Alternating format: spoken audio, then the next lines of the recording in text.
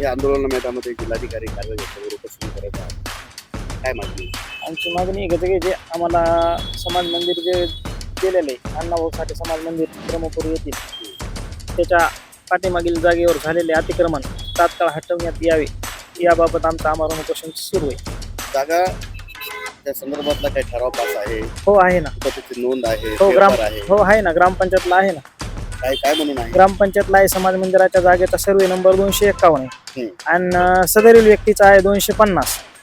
सदरील व्यक्ती कोण आहे आणि ती जागा त्याच्या खालची मालकीची आहे? प्रयत्न करतो का? हा, प्रकाशचे माझे कांबळे याची वैयक्तिक जागा जी आहे तिचा आहे 250 सर्वे नंबर. हा, आणि समाज मंदिराचा आहे 251. हा, तर जी जागा सलग एकाच जागेवर आहेत. आणि काय झालेलं आहे, आमचं मंदिर समाज मंदिराचं बांधकाम थोडं पुढं करण्यात आलेलं आहे आणि पाठीमागल जी जागा होती उर्वरित जागा ती आम्ही किचन शेड साठी सोडलेली होती. आमच्या आजोबांनी पंजोबांनी म्हणा किचन शेड साठी ठेवलेली होती जागा. त्या जागेवर समोरच्या व्यक्तीनं अतिक्रमण केलेलं आहे. तुम्ही अभिलेख कार्यालयाच्या माध्यमातून आम्हाला ही जागा मोजून आम्हाला आमची जागा देण्यात यावी अशी मागणी का केली नाही? हो, केली ना आम्ही. काय जागा मोजून घेतली का? मोजून आम्हाला जागा, आता ते समोरचा सदरील माणूस जागा हटवायलाच तयार नाही ना तिथून. तुम्ही शासनाची का मदत घेतली नाही? शासनाचीच मदत घेतली. ती आम्ही 2-4 लेटर दिले शासनाला. जर तुम्हाला तुमची जागा मोजून आणि त्याची स्वतःची जागा मोजून घ्यायला तयार नाही, हो, मग तुम्ही गावाच्या लोकांशी बैठक घेऊन प्रकरण मिटवण्याचा प्रयत्न केला ना. काय बोलणं झालं? ते समोरचा व्यक्ती म्हणते आमची जागा असून आम्हालाच म्हणते तुम्हाला 5 फूट देतो 10 फूट देतो.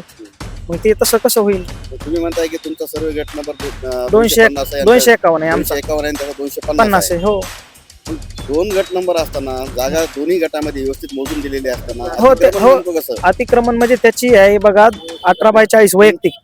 हा, आणि ही समाज मंदिराची जी आहे तर ती जेवढी रिकामी जागा आहे ती समाजाला दिलेली आहे. हा, तर त्यानं समाजाच्या रिकाम्या उर्वरित जागेमध्ये त्यानं अतिक्रमण केलेली आहे. ही जागा मोजून घेण्यासाठी तुम्ही अर्ज केले होते? हो, केलेत ना. तुम्ही कार्यालयाकडून काय तुम्हाला पत्र दिलं का? त्यांनी जागा मोजून देतो म्हणले का? अजून त्यांचं काही उत्तर आलेलंच नाही आपल्याला.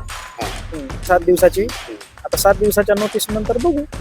त्याने दिले आपल्याला, त्याला 17 तारखेला नोटीस दिलेली आहे. 7 दिवसात. 17 जुलैला? नाही, हे ऑगस्टला. आता कालच्या? हा, 17 ऑगस्टला. मग आता याच्या जागेचा जो वाद आहे आपसात मिटवण्यासाठी काय प्रयत्न झाले? हो, झालेत ना. झाले, गाव पातळीवर झालेत.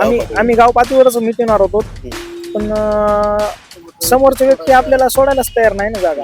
कारण ती जागा आपली असताना देखील ते स्वतःहून म्हणताय मी 5 फूट देतो 10 फूट देतो. ती आपल्याला मान्य होत नाही ना. कारण किचन शेड आपल्याला 5 आणि 10 फुटात होत नाही ना. हा, मग आम्ही त्याला म्हणून लागलो तू ही जागा नाही वैयक्तिक समाज मंदिराची आहे आणि आम्ही सार्वजनिक मागणी करायला लागलो सार्वजनिक कामासाठी.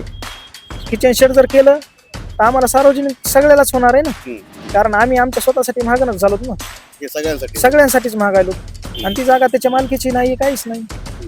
आम्हाला किचन शेड पुरते अर्धी दे म्हणून आम्ही त्याला प्रस्ताव केला होता. गावातलं काय राजकारण आहे? नाही, गावातलं काय राजकारण ऐकायला तयार नाही. म्हणजे नेमकं काय त्याला कोणाचा सपोर्ट आहे का गावातला? आता ते काय माहित नाही, पण गावातलं राजकारण नाहीच त्याच्यामध्ये तसं. हा, ठीक आहे. मग आता तुमच्या मागण्या मान्य झाल्याशिवाय तुम्ही आम्ही उठणारच नाही.